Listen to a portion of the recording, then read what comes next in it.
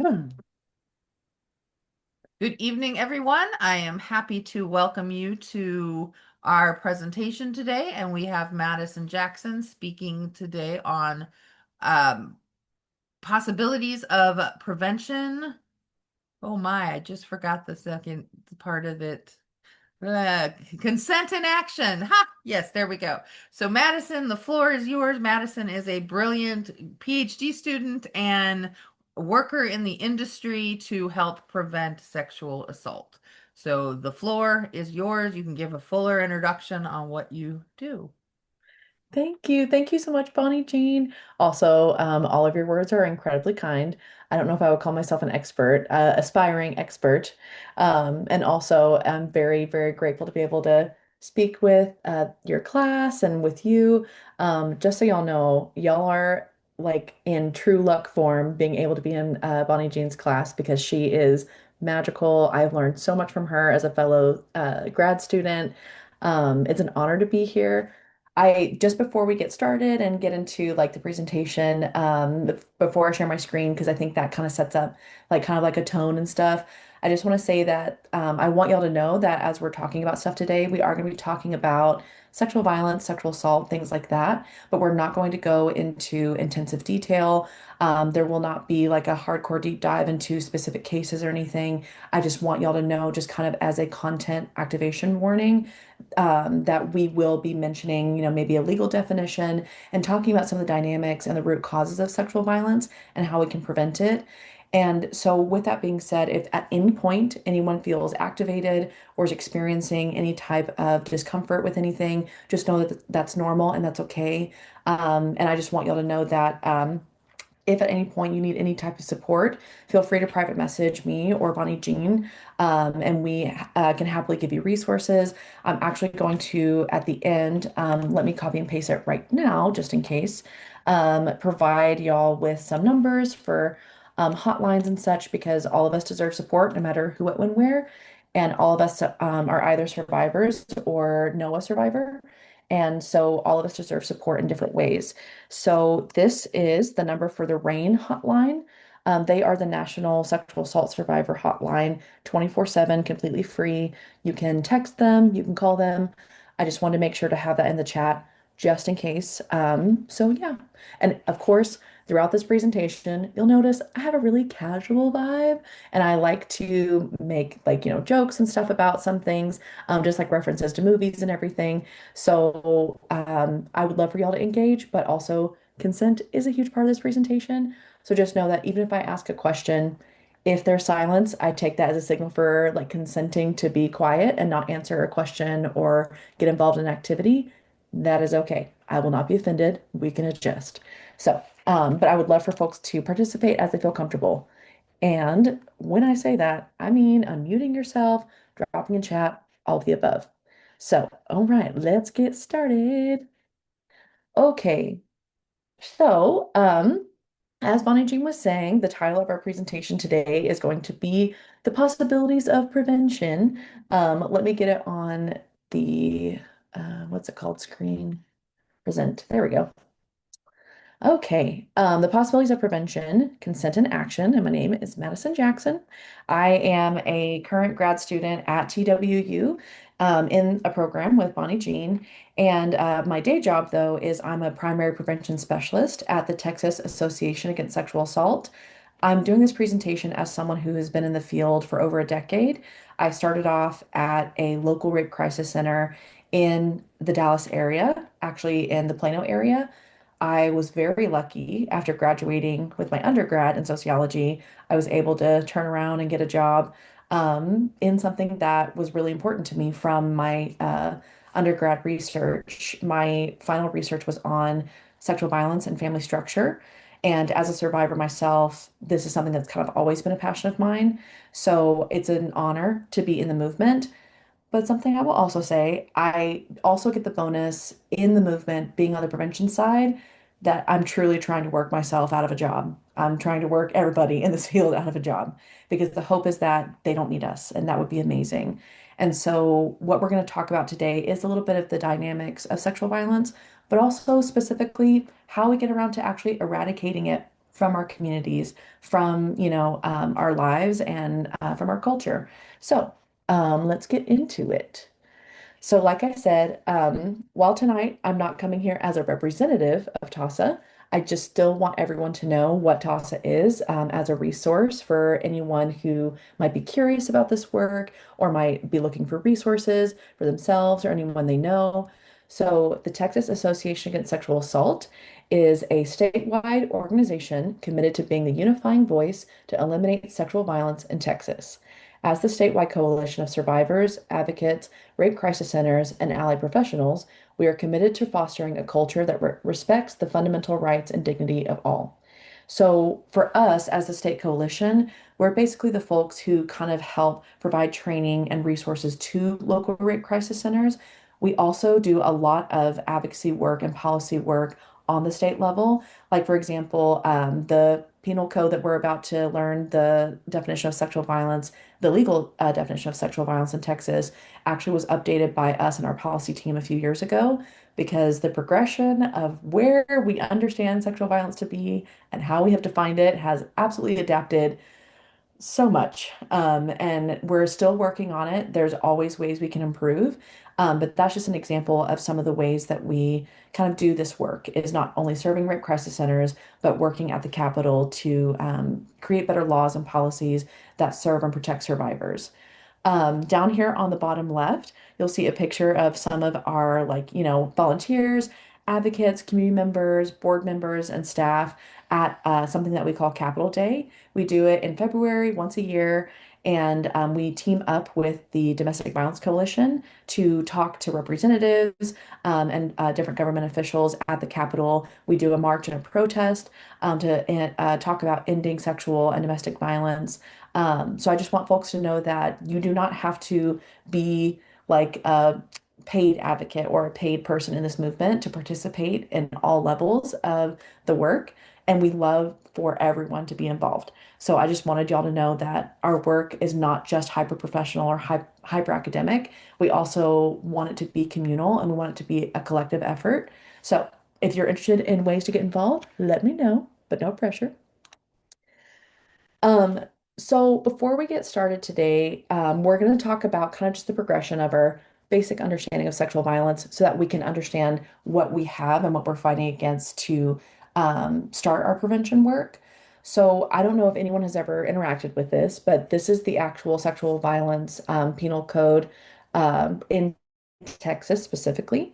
So the way that it's defined for us in our state is it says that sexual assault or sexual violence is non-consensual sexual acts forced by threats, coercion, or when a person is unconscious or mentally incapable of resisting. Also, sexual organ contact without consent. So, I'm going to pause there for a moment.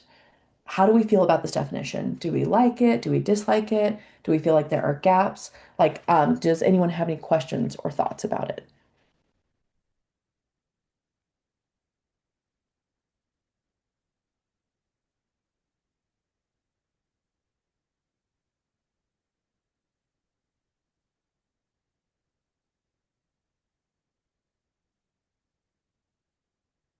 Yeah, Ashley says, I think there are definitely gaps. Yeah. No pressure, but either Ashley or anyone else in the room, if anyone has any gaps that they feel like they already see, you're more than welcome to mention it because I will tell you I agree. And while this is much better than it used to be, just so y'all know, the previous definition was, um, I don't know if it was specifically in Texas because Texas didn't have an official penal code until like I think a decade ago. They were basing it off of the federal definition.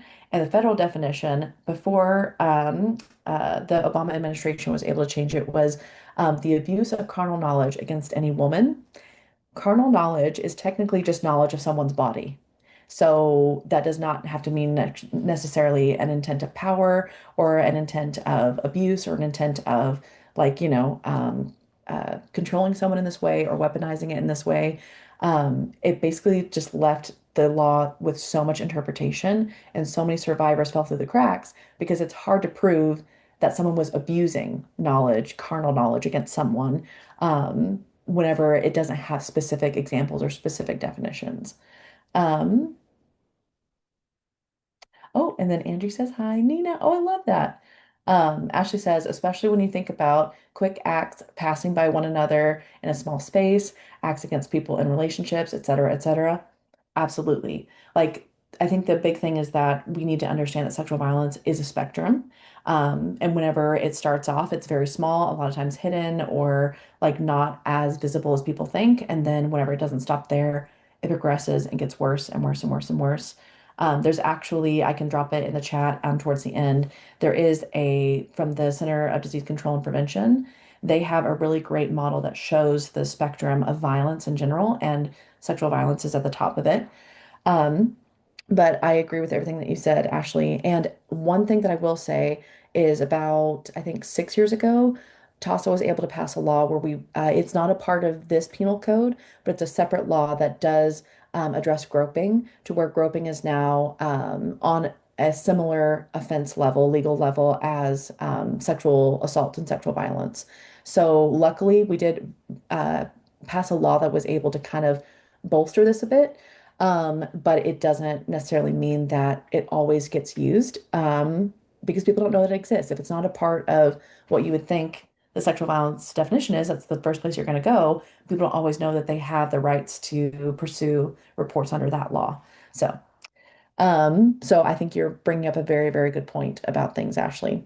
The last thing that I'll say on this slide is that TASA, about I think 10 years ago, it was back in 2016, I think. Yeah, so 10 years ago.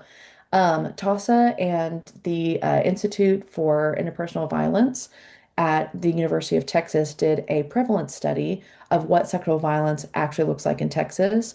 And whenever they say a prevalence study, what they're looking at is not just reported rates, because we have to understand that a lot of times when we say, oh, like, 1 in 5 women, 1 in 20 men, that's going off of the number of sexual violence cases that are reported. And whenever we say reported, that usually means to hotlines, to police departments, to therapists, things like that. So they're going off of just what's been reported or like having to be legally reported. But if we're truly wanting to understand the prevalence of it, we have to recognize that sexual violence has such a massive underreporting rate. Only about 66 to 95% of sexual assaults are going to be underreported. So that means like, so if it's a 66 to 95% underreporting rate, that's a massive amount, like, of like only 30% about get reported to police and to systems. So prevalence means that they're basically taking what's reported and looking at how much is actually happening, counting for the gap that's not reported. So in Texas, that prevalence study showed us that 2 in 5 women and 1 in 5 men will experience sexual violence in their lifetime. There's obvious gaps here in the sense that we know that queer folks and gender nonconforming folks are some of the highest who experience sexual violence. So they were working within a certain constraint of the funding of their survey.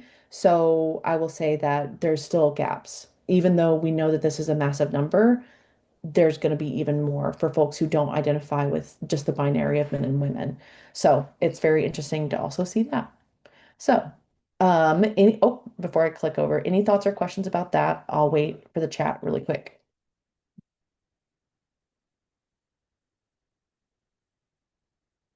Okay. Okay. So the one thing that I will say is that while all of this can be very overwhelming, especially hearing prevalence rates, after each slide like this, I wanted to put options for action, because every single way that we respond to moments of sexual violence, to realities of sexual violence, being aware of it is prevention. Prevention is a spectrum because it's not just about, preventing it right before it happens. That is the ultimate goal, but it's also while violence is still happening, how can we make sure that we are changing the culture? Um, so the big thing for options for action is that whenever we think of believing survivors, that is the first way that we can truly change the culture. Because a big thing about it is that a lot of people are like, well, we don't know if they're telling the truth. It's a very difficult thing to prove, even through forensic science, through evidence, all kinds of different things. And there's a lot of misconceptions and myths out there about sexual assault and sexual violence. And so just believing survivors whenever they come forward is the first step in helping be a part of the solution. because only 3% of reports are found to be false. Even that 3%, that is something where we have to realize that those are also going off of maybe people who choose to redact their police report because they are choosing not to be a part of the system and the way that it works. Maybe they've been re-victimized by the system, or maybe honestly, it's also including police departments that just decided to drop a case because they felt like there wasn't enough evidence, so they have to file it as a redacted report. So even at 3% probably actually looks more like 1%. So the fact that only 1% of sexual violence cases are considered false, we have to understand that believing survivors is the first step and creating a better culture, a better understanding of how to support survivors and change the way that it is. Because when we do that, it sets a different social standard that people who perpetrate understand you can't hide anymore, and we believe survivors, and we're not going to uphold the protection of perpetrators, but we're going to do everything we can to believe and support survivors. Um, I see some great questions in here, so I want to make sure to kind of go back to that. So, Brittany says, so there's no way to define that group of people. It's only broken down by men and women. That seems odd. Agreed. So basically, what it is looking at like men, women, or undefined or non-binary, being able to have more expansive categories as research can allow. So, the specific prevalence study that was done, they're hoping to do an update of it probably within the next 3 to 5 years that will be able to have more expansive categories of sex and gender so that people will actually be able to put in the category how they identify and not feel like they're forced into categories that don't align with who they are, or also make sure that their numbers are also being captured. Danny says, do you think with current state of everything right now, would it be much harder to make sure that non-binary and LGBTQ individuals get recognized and help? Yes, especially because right now there's actually laws that state that rape crisis centers are not legally allowed to serve trans survivors. So absolutely, it makes it incredibly difficult. They are being very much so attacked and re-victimized in so many ways, but it is just very important to know that right now there are actual laws that prevent rape crisis centers from serving survivors who are trans, queer, non-binary. Um, and that is a problem. It's a very, very big problem. Um, so yeah, I just definitely want to say that was a really great, insightful question, Danny. Um, Angie says, everyone deserves to be recognized no matter the gender or label. Agreed. Agreed. Brittany says that would be great because there's a large number of people that are not captured here. So technically the data we have is not accurate. Agreed. We have a lot of room to improve. Also, y'all are awesome. I'm like, look at y'all. Um, so there is a question that also says, is the sexual violence highest to queer men in comparison to straight men? So sorry for the late question. Slow typer. Oh, no, that's fine. You are always, even if it was 5 slides ago, please feel free to unmute or drop in the chat, however it is. Do not worry about it. But absolutely, yes, it is. There is a higher rate of sexual violence against gay men than straight men. So heterosexual men and women experience sexual violence significantly lower than queer people in general. So the highest rate of sexual violence actually happens amongst bisexual women. And with that, those studies are able to also include trans women, non-binary, femme identifying women. So whenever we say that bisexual women are the most likely to experience sexual violence, it means that it's all women. And there's a lot of dynamics to it. So, but the people who are in the intersections of, because that's like specifically looking within the queer community, but whenever we look at the intersections of not just sexuality, but also gender and then race, we see that the most likely human to experience sexual violence in the world is a trans woman of color. So, and it's by like it's exponential by 17 times. So, really understanding that it is so disproportionate and the experiences of how survivors experience this. So, the intersectionality of how we approach the movement is very important and how we do this work, because we have to understand that if we are not working to end racism, if we are not working to end ableism, if we are not working to end, sexism, all these different and heterosexism, transphobia, then we're actually upholding the sexual violence. like culture. So what we need to do is understand that whenever we want to end sexual violence, yes, we do everything we can for this specific movement. We also have to work at the intersections because all violence will continue if any violence continues. So, so yeah. Um, oh my gosh, y'all asked some great questions. Okay, I'm gonna try to get through a little bit of this so that we can get to some of our other content. But I just wanted to go through really quick some of the survivor rights so that people know kind of what services look like, but also as people know someone who's a survivor, um, or maybe experience sexual violence, they know the options out there. So it's really important to know that in believing survivors, we want to create a culture where a culture, system, institutions, laws, where survivors have absolute rights. Currently, a big right they have is to advocacy. This means the option of hospital accompaniment. That means if someone experiences sexual violence or sexual assault specifically, they have the option to go to a hospital and receive what we call a forensic exam. In Texas, it's called a SANE exam, SANE. It stands for Sexual Assault Nurse Examination, and they are specific nurses who are certified and trained to gather forensic evidence and in the chain of command with police departments so that the evidence can be collected for legal reporting and case work. Also, there's hotlines, legal aid, and case management. I just want to say for medical options for survivors, there is a 100 in Texas specifically, there's a 120-hour window for forensic exams. That is a big thing that TASA pushed because it used to only be 24 hours and then it went to 36 hours and then it went to 96 hours, but now it's 120 because we have been able to prove that there are some instances where people are able to gather DNA up to 120 hours after a sexual assault happens.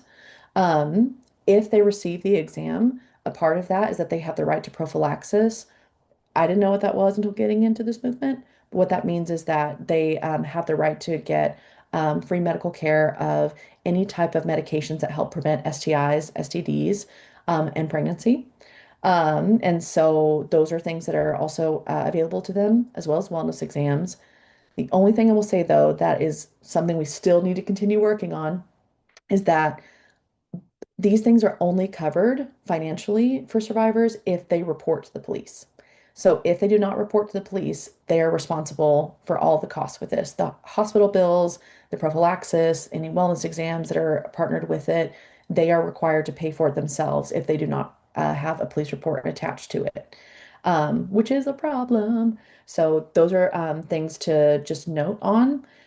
With reporting, you can report to police departments if you are 18 or 17 and under. It's not an option. It is a requirement. It's a mandatory thing. If we know of someone who's experienced sexual violence, 17 and under, we're mandatory reporters in Texas. Anyone is, and we're required to report it to CPS and the police.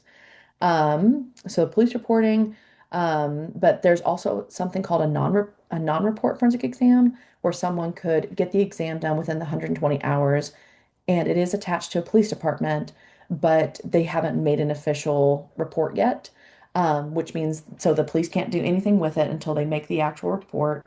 Um, there's also some caveats to that. I won't get into the weeds of it. But so that gives them a little bit more time to be able to decide, okay, I collected my evidence within the 120-hour window. Now I'm going to have up to like 5 to 10 years to decide whether or not I actually want to pursue the case. There's a lot of reasons why that's important to have as an option for survivors, and that's something we can talk about maybe another time. Something else that is a survivor right is absolute free therapy and counseling at local rape crisis centers. That does mean that the only way that they can access it is through one of those centers.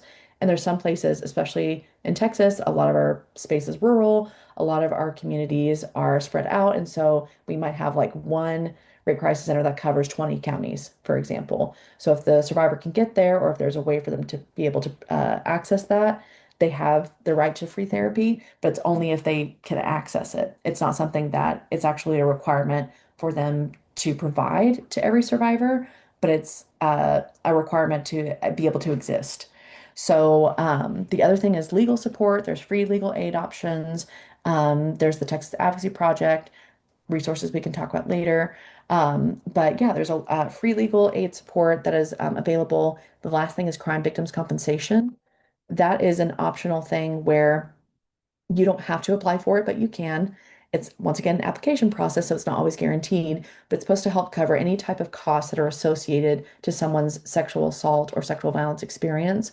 Say, for example, they need to move, they're no longer safe in their current place that they're living because it was connected to the perpetrator in some way.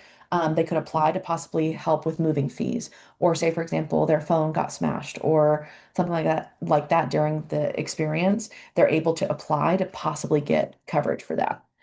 Um, Okay, yeah. Yes, Danny says if anyone is interested in advocacy, Denton Friends of the Family has a CERT team.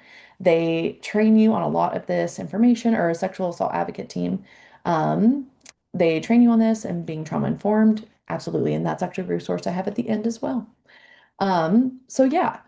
So all of this, I know I went really fast through that. At the end, I'm going to provide everyone a digital copy or like a link to our TASA's resource guide for survivors. It has step-by-step process. It is a pretty like lengthy guide, but it's just trying to make sure that you don't have to read all of it. But if there's a section in there that might appeal to you or be resonant for you, that you have access to it. So this guide has resources, options, what it looks like in the court system in Texas, maybe how to find your local crisis center for free counseling, things like that. And also, there's wellness activities, empowerment activities to make sure that even as someone's going through this, even if they're just reading it for their own knowledge, that there's space to breathe. So yeah, so I will absolutely provide that at the end as well. So, what that means is that we've got believing survivors, which is the first step. But then, whenever we start to want to get involved in the actual movement, the option for action is advocacy. Advocacy can come in the form of volunteering, speaking out, intervening, or activism. There's so many different ways to do this. You do not have to be like, a staff person at an agency to be in this movement or to be an advocate. There are so many different ways that we can do this, even in everyday little actions, even in how we, talk about people in our lives or talk about our relationships or how we support people that we're in relationships with. But there, just like Danny said, there's different ways that we can volunteer to be a hotline staff person or maybe assist survivors in the hospital whenever they do calls. Whenever I worked at the local Red Crisis Center, I actually did help run the hotline and for 4 years helped serve survivors in the hospital as their advocate while they were getting their forensic exams. And it is something that we want to be careful with our hearts because vicarious trauma, which means trauma that is secondhand from just even hearing what people go through, is very real. But if it's something that we feel like we're up for, it is a great option to help with this movement and to help survivors. I really mean this whenever it's on here, but any effort to support survivors and end sexual violence matters, every single part of it. Find a form of advocacy that is best for you and go for it. Sometimes that's giving like a $10 donation every once in a while. Sometimes that's, hey, on Capitol Day, whenever y'all are going to march at the Capitol, I just want to provide y'all some bottled water. Or maybe that's like, hey, I'm going to write a letter to my congressperson about, I don't think it's right that a survivor has to pay medical bills associated to their sexual assault if they don't report to the police. Things like that, like being informed, even just having information or sharing a post on social media about like laws that are happening or things that are going on, or just like, hey, I want y'all to know that consent is important to me, whatever it might be. All of that is advocacy. So there's nothing too big or too small. And it's really, really important to know that because we've lived far too long in a culture that tries to teach us that any action has to be this great, big, grandiose thing in order for it to work. But little tiny things build up and become numerous, and they are powerful. So it is not only on us alone to do big things. It's okay for us to take pieces of the puzzle and all work together. So I just definitely want people to know that any form of advocacy is always welcome. So this is a part where I want to get a little bit more interactive, but if it's not vibing with people, I totally respect it, no pressure. But this is the part where we're going to start talking more about like the sociological perspective of where this is coming from. We've talked about like the legal side, we talked about like maybe the services side, but now let's talk about how we're going to start getting into the concept of prevention and how we actually prevent sexual violence. So the big thing that we're trying to do in primary prevention or prevention is create a consent culture. So what this means is that in order to end sexual violence, we must end rape culture and change it into a consent culture. So in the chat or unmuting, I'm going to be quiet. Can anyone tell me what rape culture means or give me a definition of what they think rape culture is? And it's okay to not know and just take a guess. I'm gonna unmute. My background might be a little loud, but like for me, one big example would be just saying that a woman asked for it, whatever she's wearing, which obviously we all know that, and it's not true, but yes, that's the main one that I can think of. Yes. Thank you so much for bringing that up. And we heard you great. There was nothing in the background, so you're all good. But thank you for unmuting and sharing because unfortunately, yes, we hear it all the time and we know it's not true, but it is a deep ingrained in our culture, in our vernacular, and how we talk about survivorship. We like the first thing we always do is ask questions. And it's because we're taught that a believer like has to prove themselves truthful, but a perpetrator gets to be innocent until proven guilty. But a survivor is lying unless they're proven truthful. And so there's so much about our culture, even within our institutions, our legal systems, that reinforce that statement. That was such a great example. Thank you so much, Angie. Um, Anyone else have like a thought on rape culture?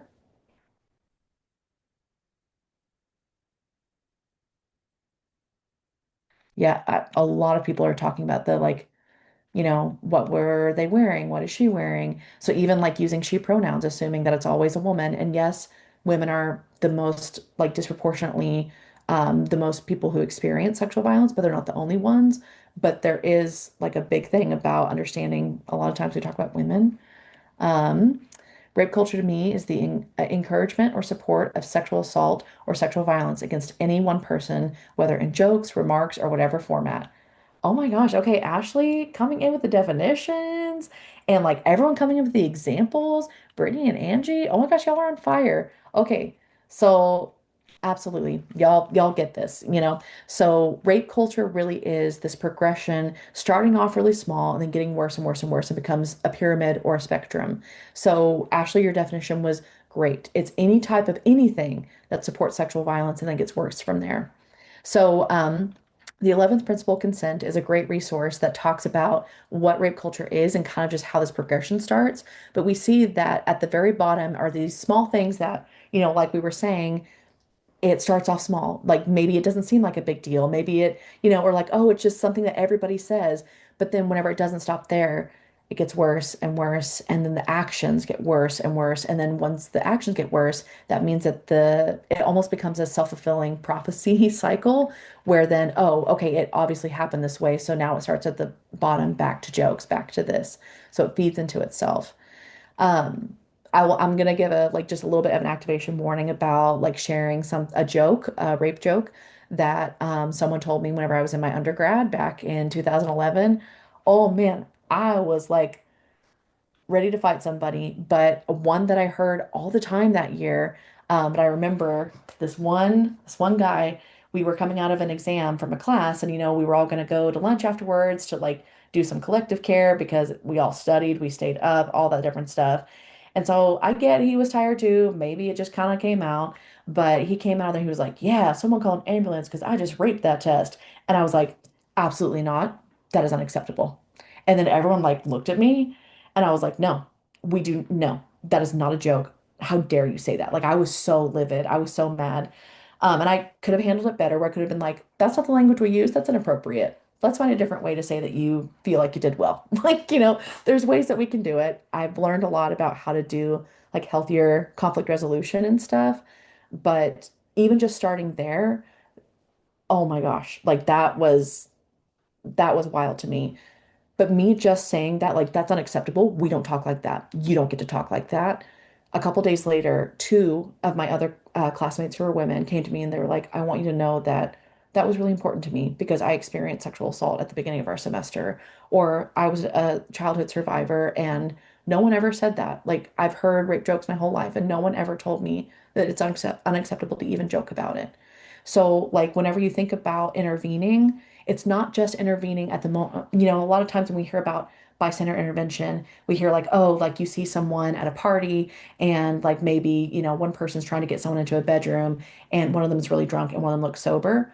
Absolutely. Intervene as we can. There's a lot of options. We can talk about that because you also deserve to be safe too. You also deserve to like do it in a creative way that does not put you in harm's way as well. But absolutely intervene at that point. But I promise you, there were so many points before it ever even got there, before that person felt comfortable doing that, that so many other people could have intervened. There were probably like rape jokes. There were probably sexist things that were being said. There were probably like cultures of like that locker room banter type thing that were not being held accountable at that point. And so we got to a party where that person was like, oh yeah, no one really cares. And then it gets worse, right? So the whole thing with rape culture is that it's a spectrum and a progression. And so, what we want to do when we change things into a consent culture is we flip the script. We're basically doing the opposite. So, we always talk about rape culture and we talk about the parts that are like, very obvious to us. But sometimes it's hard to see, okay, then what does it mean to have the opposite? Because we're getting better in a lot of ways, but we still have a long way to go. And so this pyramid from the Resistance Lab is so great. It's disrupting rape culture and it's building a consent culture to where basically the bottom of the pyramid, we've got like some of the small things that we can do to start combating those little everyday things that we hear that are a part of rape culture. So believing survivors, first thing on the list. Redefining masculinity because masculinity, hypermasculinity, specifically hurts everybody. Masculinity is beautiful, it's magical, it can be amazing. And whenever it's hypermasculinity, it hurts everybody. And we can talk more about that later, but it also hurts men. Recognizing the intersection with racism, all these other things. Then as you get up into the pyramid, you start to see that there are more and more actions where, like, yes, we always want to progress and keep doing more and keep doing more. But eventually, if we work our way up this pyramid and we start to work our way down this way, like backwards, then eventually we'll only either have the bottom of the pyramid or no pyramid at all. So if we can start to do something on every single level, we're helping in sexual violence. We're helping be a part of the solution. So, whenever I send Bonnie Jean these slides, I just encourage folks to, print out this pyramid, keep it with them, have it on a sticky note if you want to write it yourself or something like that. But just think about all these little tiny ways that we can help in sexual violence. It doesn't always have to be these big, grandiose things, because actually the small things kind of are the most important. So it's one of those things where I encourage folks to just keep this with them and just think about all the ways that we can be a part of the solution.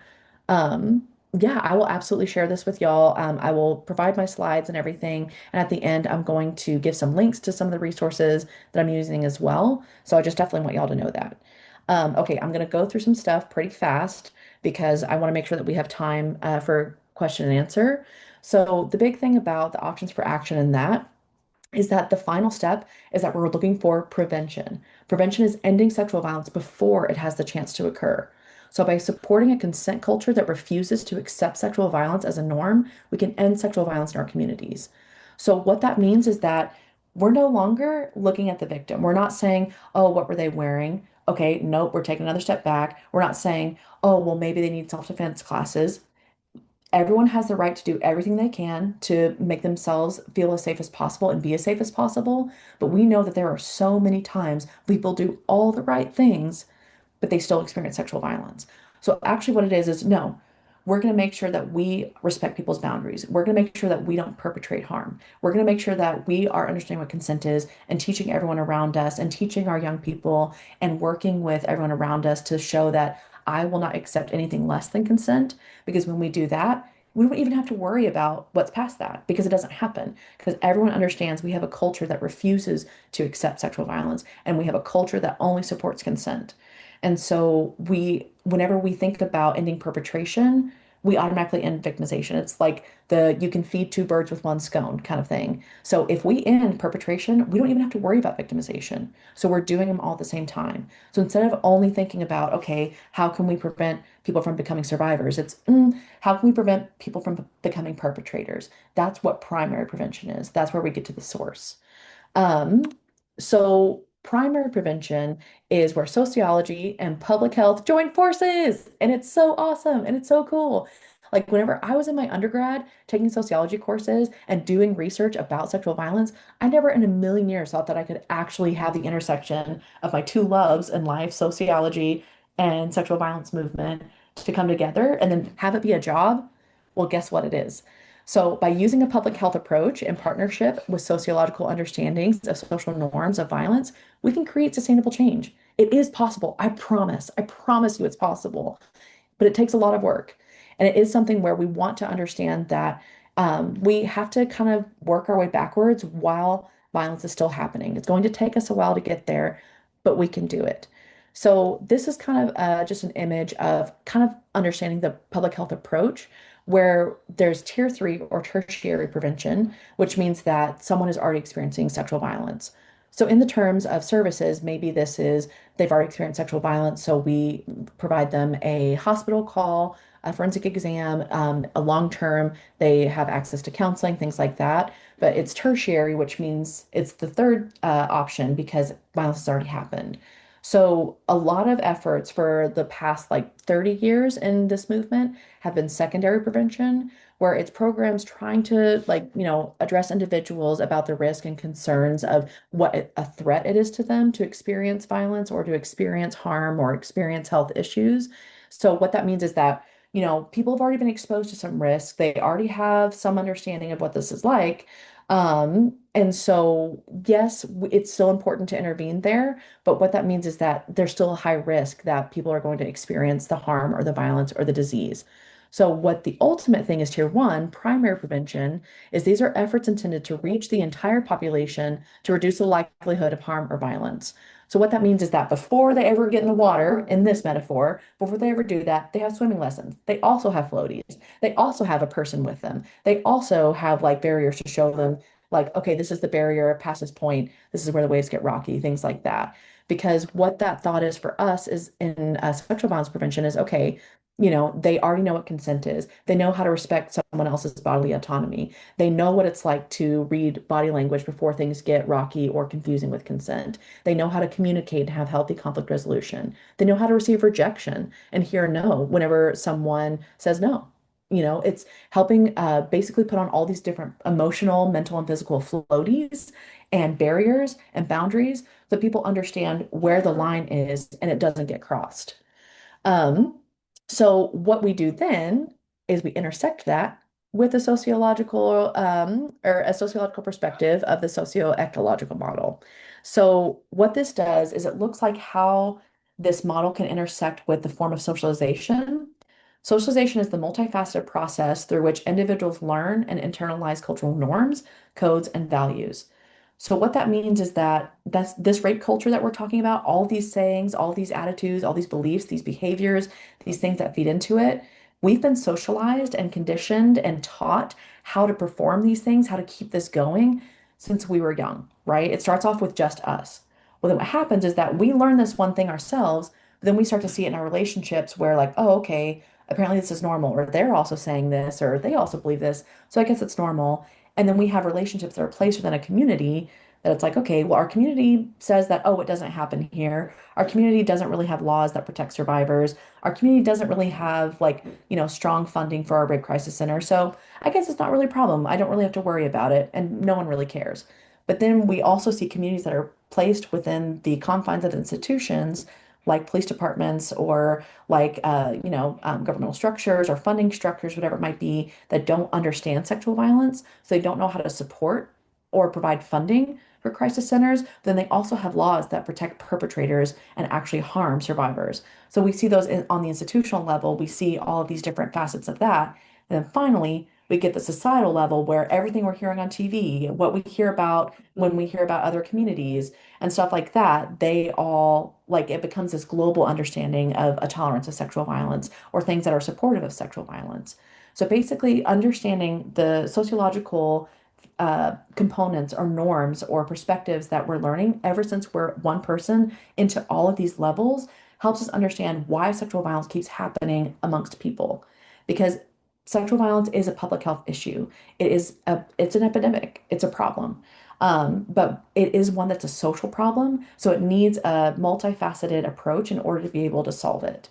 So, the big thing about primary prevention, looking at this with sociology and public health, is that, oh man, we're getting low on time. So, risk and protective factors are a big part of this. So, what that means is that we're looking at all the risks, so all of the harmful attitudes, beliefs, and behaviors that someone has been socialized into that foster a culture of sexual violence and rape. So the risk factors mean that they are associated with a greater likelihood of perpetrating sexual violence. So understanding that it's not just the risk of sexual violence happening, but it's the risk of someone perpetrating it. So the other caveat to that, though, is that there are protective factors, which means these are factors that if we are able to dig out the risk factors, we upheave rape culture and we start to create a consent culture. All of a sudden we see that there's a protective factor that lessens the chance that someone will become a perpetrator of sexual violence. Um, so I know this is a lot. I'm going kind of fast. I'm going to do one more or a couple more slides, and then I'm going to leave the last 5 minutes for questions. So just bear with me. But something I just want to say is the risk factors that evidence shows. So this is research that's done through the Center for Disease Control and Prevention in the last 30 years. This is evidence and research that has been reproduced globally in different countries. It's been reproduced in different like universities, different places like Kaiser Permanente, like research institutions. So I just want to say all of these are definitely evidence-based across the board, but my big citation I'm going off of is the Stop SV technical package from the CDC that was put out in 2016. Um, so some of the universal risk factors that can bring someone to being a perpetrator of sexual violence are supporting things like hypermasculinity, including objectification of women and male entitlement, hostility towards women and bodies, unhealthy attitudes about sex and sexuality, specifically not understanding consent. And then the last thing is gender inequality. So the reason why is because all of these harm everyone. Even think about something like hypermasculinity. It sounds like, oh, that's because, like, all men. Okay, it's not all men, but it's almost always men. But with that being said, hypermasculinity also hurts them. That means that if they become a survivor, their hypermasculinity tells them, no, this didn't actually happen to you, or oh, you were supposed to be okay with it, or oh, you're not actually a survivor, or don't show your emotions, don't tell anybody, or others you're weak. So they experience all of these different health issues and mental health issues on their survivorship because no one believes them in the first place. But even if they do tell someone, it's like they're going against who they are and parts of their identity. So, but the other part to it too is that hypermasculinity, a lot of it talks about ownership over women, having like power over people's bodies, things like that. So that's how, just to show y'all some of those sociological concepts of like these constructs that we have, because masculinity, femininity, gender, sexuality, all these things, they're constructs. We entirely made them up. But if we made them up, that means that we can change them. So while they feel pervasive, we get to redefine them. If we made them up, guess what? We need to just remold them. So a way of doing that is looking at the protective factors that evidence shows us is a lot better for, I'm going to click through this because it was a metaphor, but we don't have time for it. But a protective factor or set of protective factors means that what we're trying to do is dig out those risk factors at the root, completely take them out, not cut them off at the bud because then they'll grow back, completely dig them out, get rid of them. But we want to put good things in there and healthy things in there to make sure that that space is still filled and it's filled with things that are going to make sure that people do not perpetrate and protect against people causing sexual violence. Evidence shows us that protective factors are gender equality, emotional health and connectedness, conflict resolution, empathy and concern for how one's actions affect others, and consent. Consent is everything. Um, I will also talk about how, like, if you notice on here, the way that we can end sexual violence is not even ever mentioning it. We don't even have to mention the word rape or mention the word sexual violence in order to help end it. Yes, we should talk about it. I'm not saying that. It's not saying that we should be quiet about it or, oh, like, trying to, beat around the bush about it. No, especially while it's still happening, we need to talk about it. But it's interesting to see that the sexual violence is the symptom, not the cause. So if we're wanting to actually truly end it, we also need to take steps further back and continue to keep pushing back and working our way towards that, on the shore swimming lessons type thing is before you get involved with anyone, before we interact with humans, how can we honor humanity? How can we have a world without violence? How can we have a world that is full of empowerment, equity, a world that is full of consent and boundaries. So those types of things help us build a better system. So instead of having weeds of risk factors, we have healthy gardens of protective factors. So it also, one thing I will say is that you'll notice it kind of is once again that pyramid type analogy. So the last slide is just the bring home the points of primary prevention aims to prevent instances of violence before it ever occurs. We do this by helping communities reduce exposures to risk factors that encourage unhealthy or unsafe behaviors that can lead to perpetration, while also increasing resistance to these behaviors by promoting protective factors. So the big points is we're preventing sexual violence before it happens, trying to work ourselves out of this job, population and community-based solutions, and the goal is to address any risk and protective factors as opposed to sexual violence itself. So making sure we're ending perpetration and not just victimization. So I know that was a lot. I'm sorry. I know that was a lot. So, and it was a lot really fast. Um, so I'm going to stop talking now, but I'm also going to drop not only these resources for you and some of the resources that we had during the presentation, if you feel comfortable, I would love, there's like a 4 question survey that I have to make sure I can improve. I already know my first method of improving is making sure that I have a little less content so that I can get through everything and not have to talk fast. So thank you for your patience. Forgive me. So it's anonymous on that form. Please tell me all the ways that I can grow, all the ways that I can improve. I genuinely want to know. So I'm going to stop talking and I'm going to share some resources in the chat and we can open it up for questions.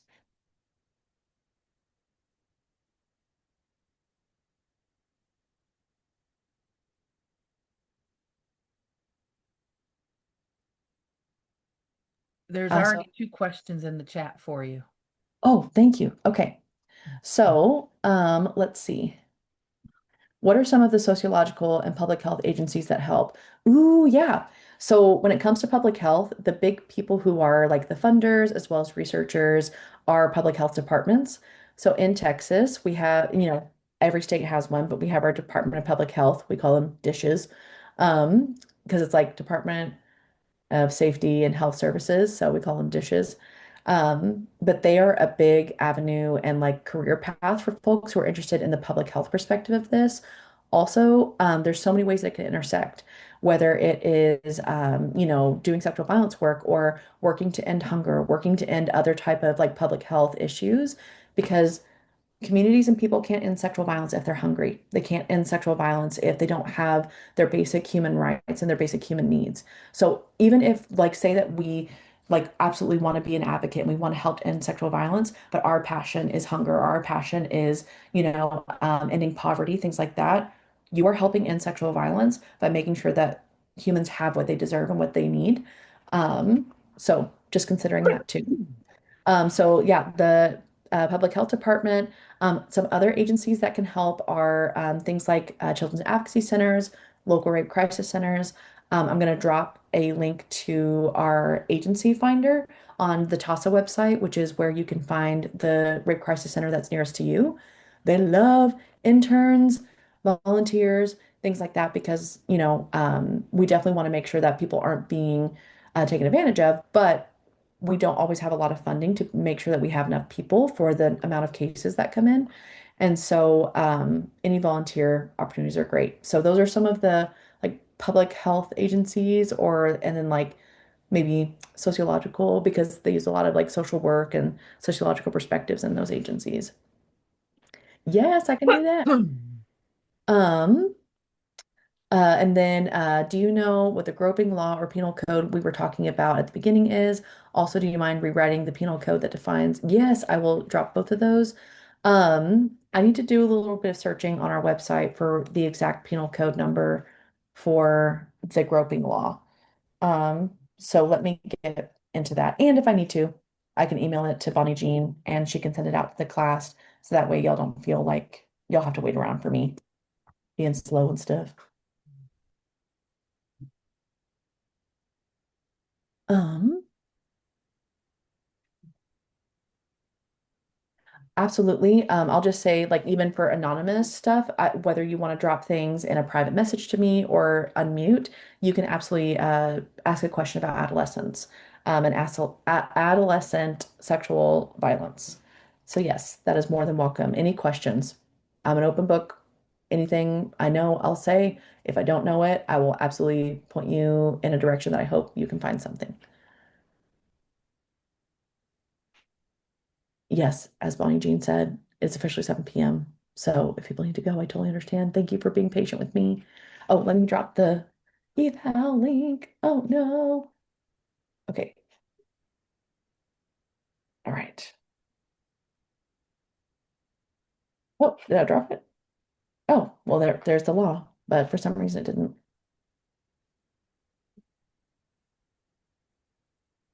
Okay. So the question is it normal for adolescents to regress in their behaviors or actions after experiencing sexual violence? Um, yes. As an example, wetting the bed. Yes, that is actually a very big sign. You can actually go on a few websites. There's like a Children's Advocacy Center website that can talk about it, but there's also a lot of reading materials. I think there's Futures Without Violence has an adolescence resource on like signs of survivorship with young people. So 17 and below. I will also say, like, even for example, wetting the bed can happen in teens, even ages like 16, 17, 18. And throughout lifetime, like there's no age limit to whenever that type of bodily regression happens, because the way that trauma works in our bodies is that it's trying to protect us. And so sometimes it will have us revert back to childlike responses or behaviors, whether that be like, things that are said, things that our body does. Um, to almost be like, okay, maybe if this person is reverted back, their brain will be protected. Maybe other people will see them as someone who needs to be protected. There's a lot of different ways that trauma works in our bodies, but yes, regression or regressive behaviors um, and attitudes are very, very common for survivors of sexual violence, specifically childhood sexual violence. Um, oh,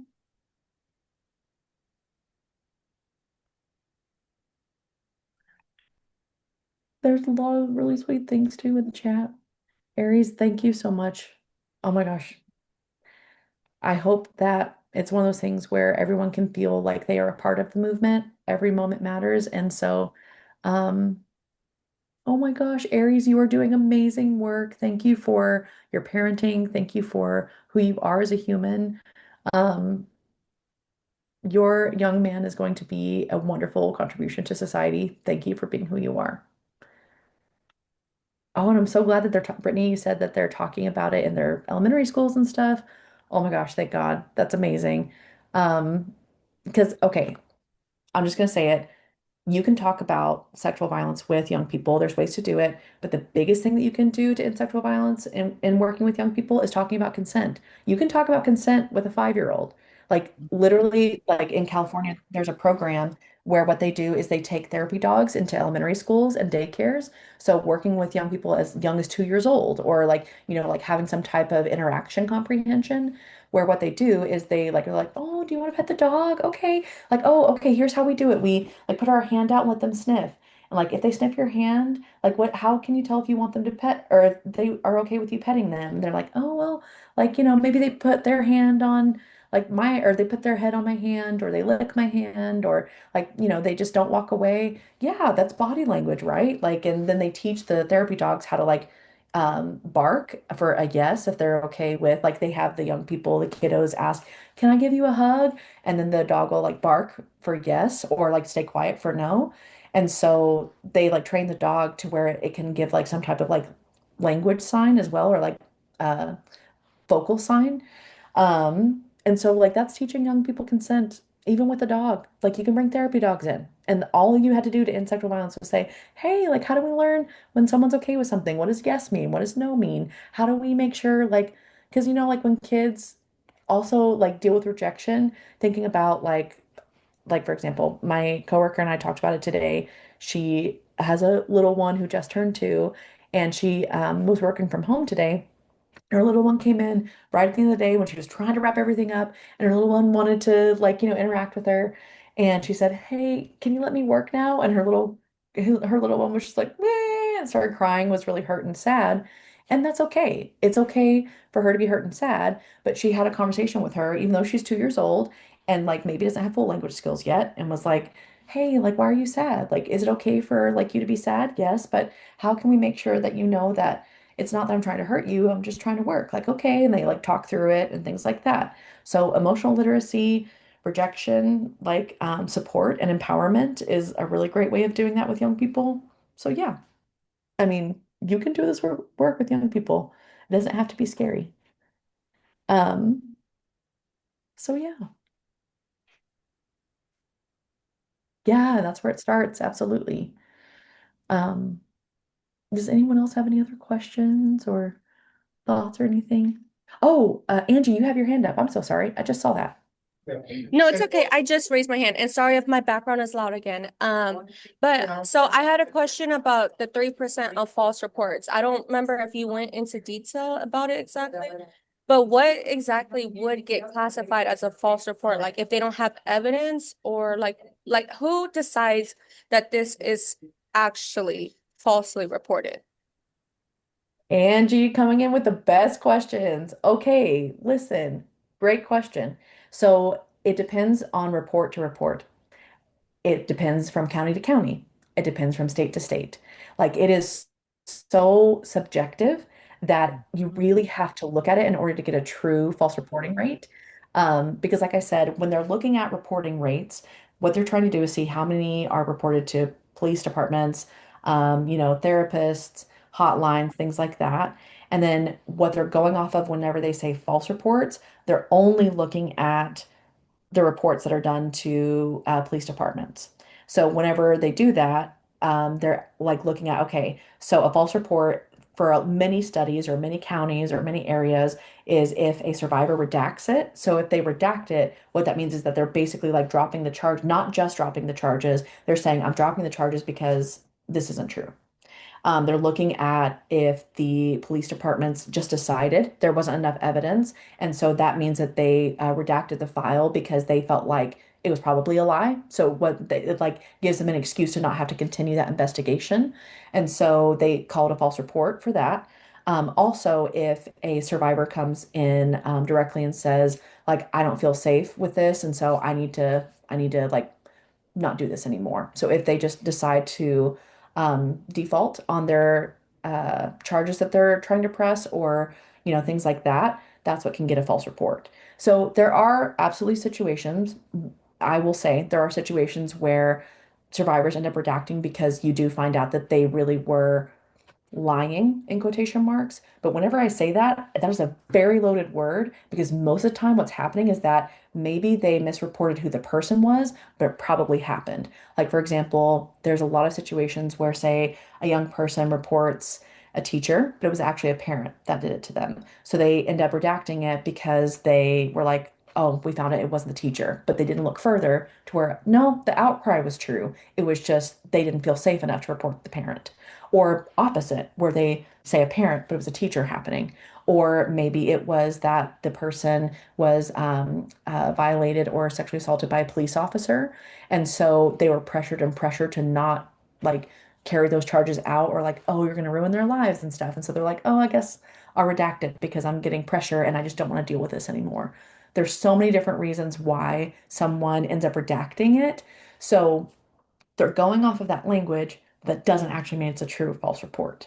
So, if I, as someone who's been in this field for about 12 years, if I were to say, I would feel like there's maybe 0.5% of reports that are actually, in quotation marks, false. Because we have seen, for example, in custody cases where maybe one parent says that the other parent, um, you know, uh, molested or sexually assaulted the child, or had a family member on that side that did, to gain custody. We have seen that there are cases like that where they actually do the forensic interviewing, the forensic exams, all these different things, and it is discovered on face value that it actually was a false report. So we do see that sometimes people do weaponize this in different ways. But that in and of itself is sexual violence because you're misusing something that is so important and a human right for survivors for your own gain. And that's another proof about how sexual violence is always about power. It's never about sex. It's never about sexuality. It's never about attraction. It's always about power, having power over someone or using power and weaponizing it in order to gain control over someone or something.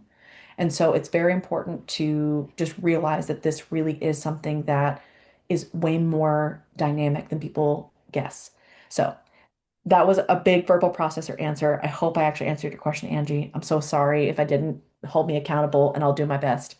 No, But yeah. that was actually like you hit it spot on because I had a feeling sometimes it's like the police department's decision and I don't have a political standpoint on things, but we all know that certain people wouldn't necessarily we know that people don't always believe the victims or the survivors, I should say.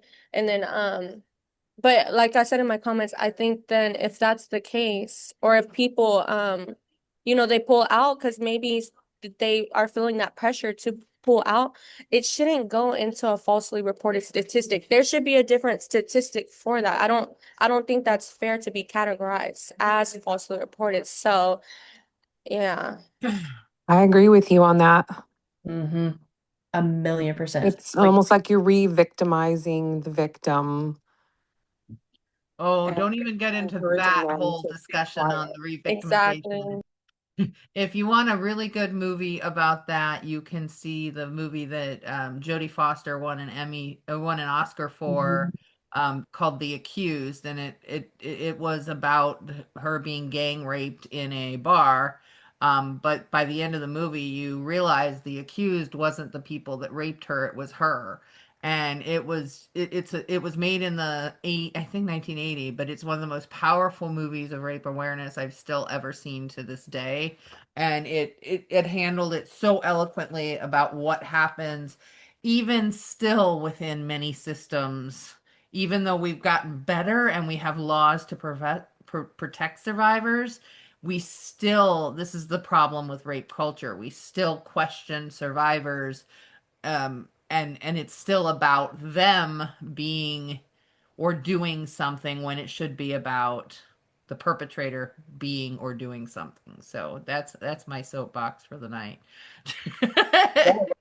Well, and absolutely. And I think, the whole part of it too is that we have to realize that even the people who work within these institutions, they're also just trying to do their job. They're also trying to follow the law.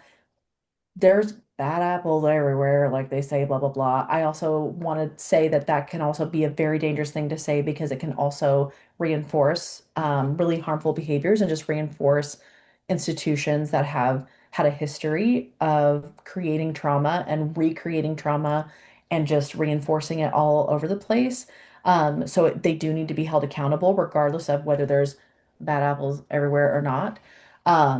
Because at the end of the day, yes, they're trying to do their job, but here's the thing, that means that we need laws that do better because systems, the way that our legal system is set up is the perpetrator is the one that has the right to a free lawyer. The perpetrator is the one that has the right to be innocent until proven guilty. The perpetrator is the one who has the like all kinds of legal rights and access and stuff like that. And we're just now getting to a part where laws are starting to protect survivors. Like, did y'all know that it was still legally allowed to sexually assault your wife until like the 80s? I think it was like 1983 was the year that the law finally stated that marital rape was a crime. So until then, yeah, you could do whatever you wanted. I could not believe that when I heard it, when I read it. I couldn't even believe what I was reading. I had to reread it again. Like this was just yesterday, basically, that it was in our laws that that was legal. Mhm. Well, and I could be totally wrong, but I think there's still 6 states where you're legally allowed to marry a minor, where like child marriage is still legal, which What? yes, it's still legal. It's completely legal. And so what that means is that that is a form of rape that is legal. Yes, Someone it who is is. 17 and below cannot provide consent. And it's not because they don't have like it's not because they're not intelligent. It's not because they like don't have like capacity. It's not because that they don't have their own sexuality and their own like experiences with things. It's not that. But what it means is it's trying to honor a vulnerable group of people who people, once again, who have power over them because adults have power over young people in so many different ways, not even just like physical power, but the fact that like young people can't vote. They can't like, they legally have to go to school. They all like they have to be in places where their perpetrators are all the time legally. Otherwise, they either go to juvie or the people around them have no accountability because they're adults. So it's like there's so many ways that young people are deserving of being protected. And so whenever I say that, yes, it is that it's rape. It's sexual assault. Um, yeah, yeah, agreed, Brittany. Yeah, me too. Makes me furious. So yeah, there's a lot still out there. We have a lot of work to do, but because we've been pushing, Mhm. we're here, but we can keep going. We have to keep going. So yeah, yeah. Oh yeah, go, Brittany. I support it. I'm here for these conversations. I don't want anyone to feel pressured to stay around or anything. And Bonnie Jean, even for you, I hope that I'm not, making anyone in a or like putting anyone in a hard spot. But I love talking about it. I have a love-hate relationship with talking about it. Um, I'm doing my entire dissertation on the subject, so I also my true. my first line of my dissertation, I decided what it's going to be. You want to hear it? You guys want to hear the first line of my dissertation? Rape is a four-letter word. Hmm. Because, I mean, it literally is a four-letter word, but if we think about it in the contextual sense, and language is a condition of power, and the language we can use and the language we use to describe the whole system is centered around this idea that we are expected not to talk about rape or sexual assault or whatnot. And it's like it's a four-letter word, like you're saying a curse word. And I was just like, when I thought that, I was like, wait a minute. That is the premise of the starting point of my where I need to go from. Now I just need to write my stuff for this semester. On that note, I would love to read that. well, thank you. Thank you. Yes.